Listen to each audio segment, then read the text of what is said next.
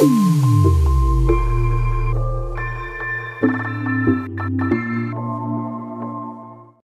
నెల 9వ తారీఖు నుంచి రాష్ట్ర ప్రభుత్వం చేపట్టిన మహాలక్ష్మి ఉచిత ప్రయాణం మహిళలకి, ఆడపిల్లలకి, అదేవిధంగా థర్డ్ జెండర్కి టీఎస్ఆర్టీసీ యాజమాన్యం చాలా సక్సెస్ఫుల్గా ఇంప్లిమెంట్ చేయడం జరుగుతుంది. చాలా చోట్ల అనూహ్య స్పందన వచ్చింది. రికార్డ్ స్థాయిలో ప్రయాణికులు మా బస్సులో ప్రయాణం చేయడం జరుగుతుంది.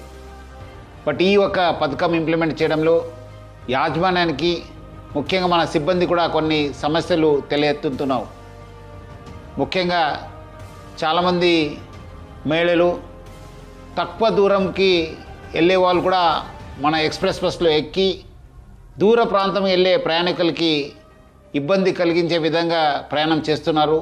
వాళ్ళందరికీ కూడా నా తరఫు నుంచి, యాజమాన్య తరఫు నుంచి కోరుతున్నాను, మీరు తక్కువ దూరంలో వెళ్ళే వాళ్ళైతే వెలుగు బస్సులో ప్రయాణించాలని చెప్పి నేను మరీ కోరుతున్నాను.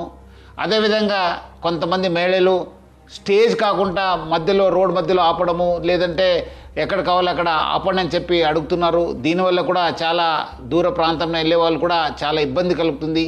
స్టేజ్ దగ్గర మాత్రమే మా బస్సు ఆగడం జరుగుతుంది.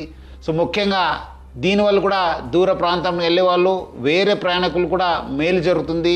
మన కండక్టర్స్కి, డ్రైవర్స్ కూడా బాగా జరుగుతుంది. లేదంటే కొన్ని చోట్ల మనకు చాలా ఇబ్బంది కలుగుతుంది. మన కండక్టర్స్ కూడా చాలా ఇబ్బంది పడుతున్నారు. ప్రజలు బాగా సహకరించారు. వాళ్ళందరూ కూడా నా తరఫు నుంచి, యాజమాన్య తరఫున కూడా ధన్యవాదాలు తెలుపుతున్నాను.